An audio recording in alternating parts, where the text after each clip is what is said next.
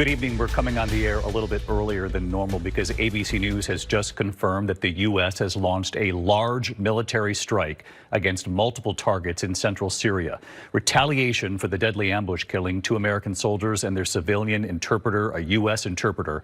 U.S. Central Command saying American forces are actively executing a large-scale strike against weapons and ISIS infrastructure. In fact, we just heard from Secretary Pete Hegseth, who has tweeted earlier today, U.S. forces commenced Operation Hawkeye Strike in Syria to eliminate ISIS fighters, infrastructure, and weapon sites in direct response to the attack on U.S. forces that occurred on December 13th in Palmyra, Syria.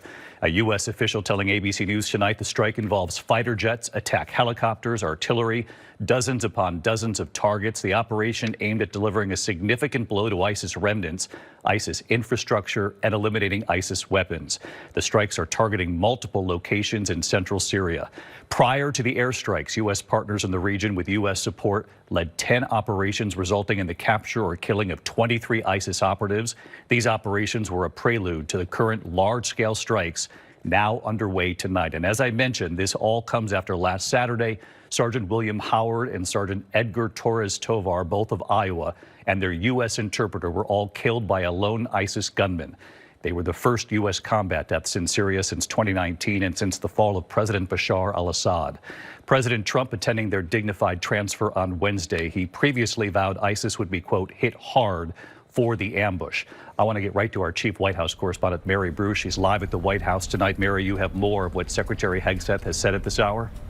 David, the defense secretary goes on to say that this is not the beginning of a war. It is a declaration of vengeance. And he adds that the United States of America under President Trump's leadership will never hesitate and never relent to defend our people. As you mentioned, President Trump had made it clear ever since this deadly ambush last weekend that there would be serious retaliation from the U.S. In fact, he said that ISIS would be hit hard. He has also, in his remarks since then, made it very clear to stress that this had nothing to do with the Syrian government, that this had everything to do with ISIS. Of course, this president has aligned himself closely with the new Syrian president. He was just here at the White House a little over a month ago. It will be interesting to see what, if any, coordination may have occurred here between the Trump administration and the Syrian government. And of course, it all coming just 2 days after the president was there at Dover for the dignified transfer, meeting privately with the families of the fallen. David. Again, the breaking news, Mary, thank you. The breaking news, the U.S. has launched a large military strike against multiple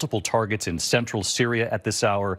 Retaliation for the deadly ambush killing of two American soldiers and their civilian interpreter, a U.S. interpreter, last Saturday. Of course, I'll have more with the entire team on World News Tonight. For many of you in the East, we return you now to your local news, and I'll see you shortly.